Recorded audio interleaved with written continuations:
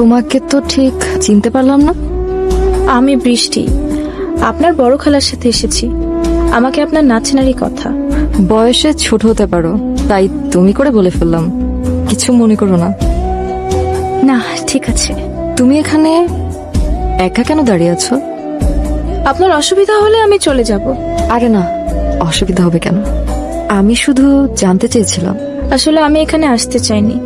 আপনার বড় খালা আর আমার মা বান্ধবী বসার ঘরে মন খারাপ করে বসেছিলাম, তাই জোর করে এখানে পাঠিয়ে দিয়েছে। বিয়ে বাড়ির হইচই হট্টগোল আমার একটুও ভালো লাগে না। দুঃখিত। আমি আবার একটু সোজা সাপটা কথা বলি। বিয়েটা যেহেতু আপনাকে বলা একটু উচিত হচ্ছে না। আজ তো আপনার আনন্দের দিন। মন খারাপ কেন? বলা যাবে না। গোপন কিছু? আচ্ছা থাক, বলতে হবে না। গল্প শুনবে? রূপকথা রাক্ষস খক্ষসের গল্প না হলে শুনতে পারি। আমি যথেষ্ট বড় হয়েছি, ক্লাস 12-এ পড়ি। আচ্ছা বেশ, ওই ছেলেটাকে দেখতে পাচ্ছ? ওই যে ফুল দিয়ে স্টেজ সাজাচ্ছে, ও আমার প্রেমিক। ওর গল্পটা বলি। আপনার প্রেমিক? হ্যাঁ, যদিও একটু মাথা মোটা, কাণ্ডজ্ঞানহীন। না হলে কেউ নিজের প্রেমিকার অনুষ্ঠানের স্টেজ সাজায়? আপনার প্রেমিক কি করে হলো? আমাদের বাসার কাছে ওর একটা নার্সারি আছে, পাশাপাশি ইভেন্টও করে। আমার কলেজে একটা নাচের প্রোগ্রাম ছিল, খোপার ফুল কিনতে গিয়ে ওর সাথে দেখা। আমাকে কিছু রজনীগন্ধা আর গ্ল্যাডিওলাস দিচ্ছি।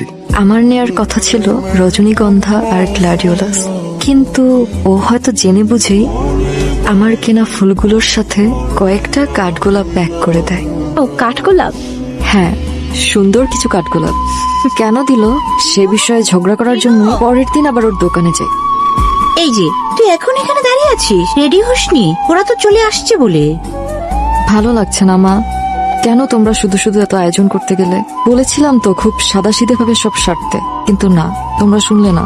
এখন তাই বললে কি হয়? তুই আমার একমাত্র মেয়ে, এইটুকু আয়োজন তো করতেই হয়, তাই না? ওই যে ওরা চলে এসেছে। যাই, তাড়াতাড়ি তুই রেডি হয়ে নি, আমি ওদেরকে রিসিভ করে আসছি। আসো আসো, তাড়াতাড়ি আসো। আসসালামু আলাইকুম। ওয়ালাইকুম সালাম। কেমন আছেন? ভালো আছি বাবা, ওঠো ওঠো, সালাম করতে হবে না। আসো আসো আন্টি, বাবা, আপনি ব্যস্ত ভেতরে। হবেন না। তোমরা সবাই ভালো আছো? ভালো আছি আন্টি। আমাদের সুইট ভাবিটা কই? ও রেডি হচ্ছে। পরিচয় করিয়ে দিচ্ছি, ও হচ্ছে বৃষ্টি, শ্রীনোর কাজিন। আসসালামু আলাইকুম। ওয়ালাইকুম আসসালাম। লাইটার হারানোটা তোমার অভ্যেস হয়ে গেছে। এখন থেকে তোমাকে হারানোটাও অভ্যাসে পরিণত করতে হবে। পারবে? জীবনের পরিধিটাই যেখানে হাতের নাগালে, তখন আমার পারে না পারাতে কি এসে যায় তৃণ? অভ্যাস এমন এক রাস্তা যেখান থেকে ফেরত যাওয়ার জন্য কোনো খালি রিক্সা অপেক্ষা করে না। তুমি পায়ে হেঁটে সেখানে যতই ফেরত যাওয়ার চেষ্টা করো না কেন, দেখবে তুমি এক জায়গায় ঠায় দাঁড়িয়ে আছো। তোমার কি মনে হয় আমি ভালো থাকবো তোমাকে ছাড়া? তুমিও যে আমার অভ্যেসে পরিণত হয়ে গেছো। আগে বদলানোর চেষ্টা করো তৃণ, দেখো আমি বদলে গিয়েছি।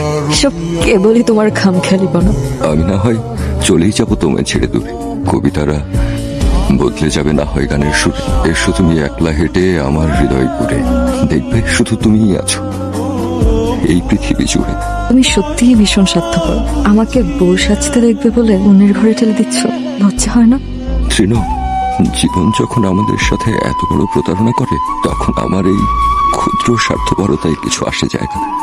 তৃণ, তুমি নিচে যাও, সবাই নিশ্চয় অপেক্ষা করছে তোমার জন্য।